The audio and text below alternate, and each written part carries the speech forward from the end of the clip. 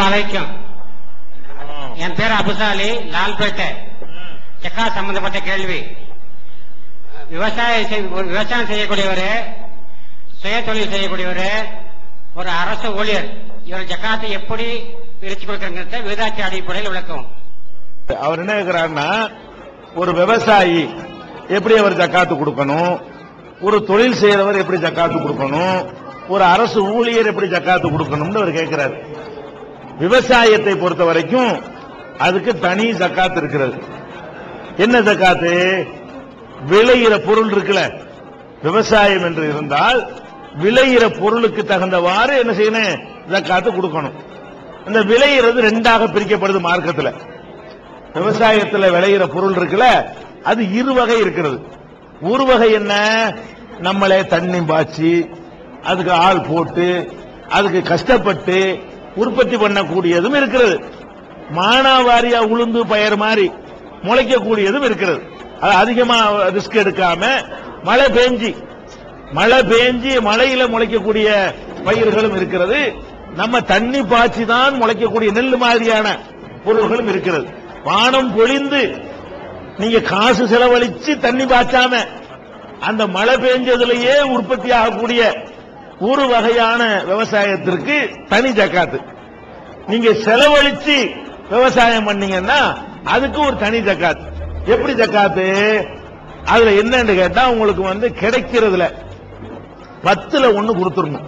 இதுல செலவு பண்ணாம ஒரு கஷ்டப்படாம மழை பெஞ்சு உற்பத்தி ஆகுதுன்னு வைங்க, 100 மூட்டை வந்தா 10 மூட்டை என்ன பண்ணிருந்தேன், ஜக்காத்தா கொடுத்துடணும். அதிகமான பெர்சன்டேஜ் இது விவசாயத்துக்கு. 10% என்ன செய்யணும், ஜக்காத்தா கொடுத்துடணுங்க. எதுக்கு இது? இது செலவழிக்காம தரும் பொழுது. கஷ்டப்பட்டு செலவழிக்கிறீங்களா 5%, 20ல் 1. 5%னா 20 மூட்டைக்கு என்ன செய்யணும், 1 மூட்டை கொடுக்கணும். 100 மூட்டை இருந்தா 5 மூட்டை கொடுக்கணும். இது 100 மூட்டை இருந்தா 10 மூட்டை கொடுத்துடணும். ஜக்காத்துடைய அளவு என்னன்னு கேட்டா, விவசாயத்தினுடைய வருமானத்திற்கு அதுல இதுக்கெல்லாம் கிடையாது. அழுகிற பொருள் இருக்கு பாத்தீங்களா, தக்காளி, திராட்சை, இந்த மாதிரியான பொருள்கள் அதுல வராது. அழுகும் பொருள்கள் தவிர மற்ற பொருள்கள்ல உங்களுக்கு என்ன இருக்கு, 10%, 5% ஜக்காத்து இருக்கிறது. இது தவிர மற்ற தொழில் வருமானமா இருந்தாலும் சரி, வேற மாதிரி சம்பள வருமானமா இருந்தாலும் சரி, அல்லது சொத்து பத்தாக இருந்தாலும் சரி, அதுக்கெல்லாம் 2.5%. இது 10, 5 வந்துருச்சா, மீதி உள்ள எல்லாத்துக்குமே எத்தனை கொடுக்கணும், 100க்கு 2.5.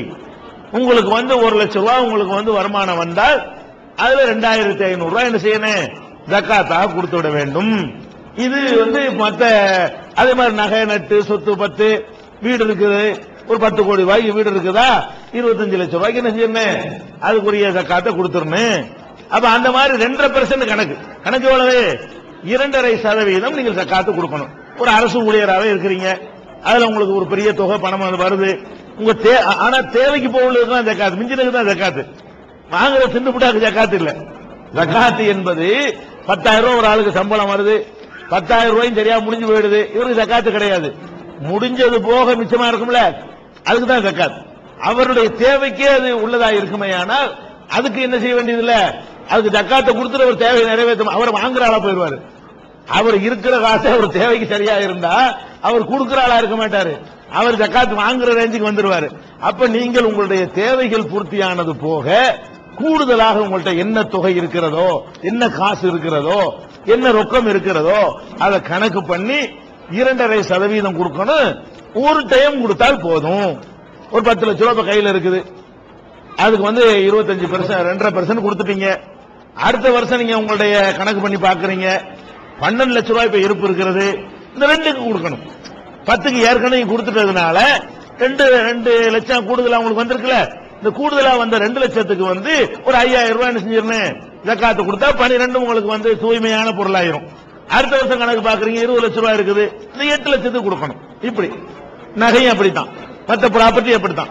கால்நடைக்கு தனி ஜக்காத்து இருக்கு, நமக்கு தேவையில்லை, அவ்வளவு ஆர்மானம் யார்ட்டையும் இல்ல.